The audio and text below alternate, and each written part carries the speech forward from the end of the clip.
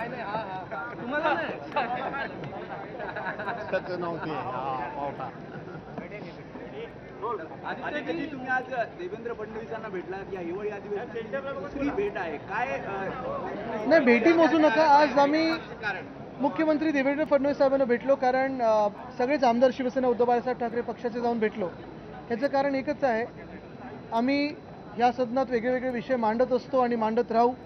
तसेच आमचे खासदार देखील त्यांच्या संसद भवनात वेगवेगळे विषय मांडत असतात. या देशभरात आपण आपल्या माध्यमातून म्हणजे मीडियाच्या माध्यमातून अनेक विषयांवर चर्चा करत असतो, वेगळ्या वेगळ्या भूमिका मांडतो. मतभिन्नता असू शकते, विचार वेगळे असू शकतात, पण कधी ह्या टोकापर्यंत राजकारण पोचलं नव्हतं जे आज कदाचित दुर्दैवाने पोचलेलं आहे. आज सगळ्यांना आपल्याला माहिती आहे की संजय राऊत साहेबांची घराची रेकी झाली. तिथे स्वतः सुनील राऊतजी असतील किंवा संजय राऊत साहेब असतील, एक आमदार आहेत, एक खासदार आहेत, त्यांच्या घराची रेकी होणं. काही एक बाईकवर दोन लोक आले होते, मास्क वगैरे घालून होते. ती नंबर प्लेट अजूनही सापडते, ती अजूनही ब्लर दिसते.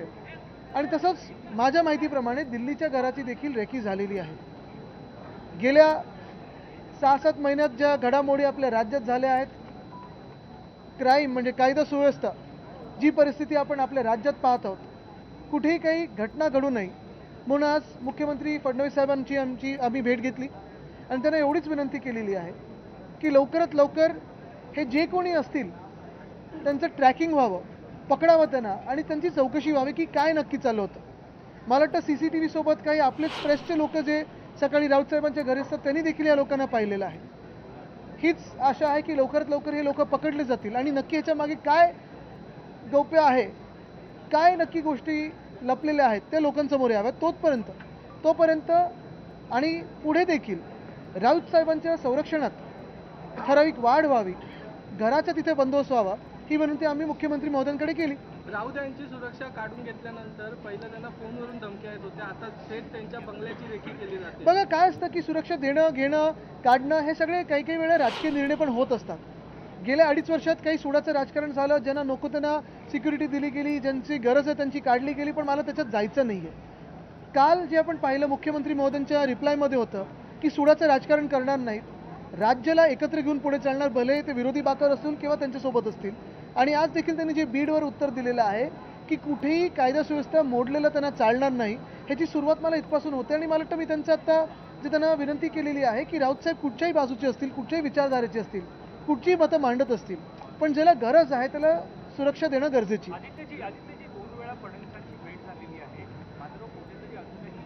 आता ते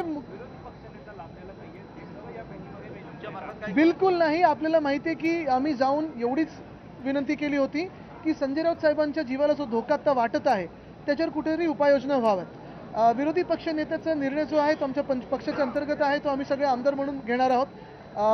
फडणवीस साहेब जे तुम्ही आता भेटी मोजत चाललेले आहेत, मुख्यमंत्री आहेत, पुढच्या 5 वर्षात अनेकदा भेटी होतील अशी आशा आहे. मुख्यमंत्री